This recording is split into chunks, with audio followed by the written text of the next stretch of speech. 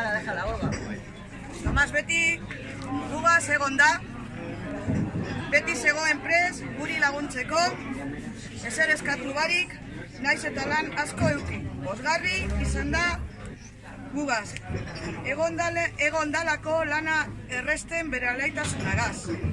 Beti emondozku bere alaitasuna eta bere txantxak, eta humorea, esate baterako bere izaera.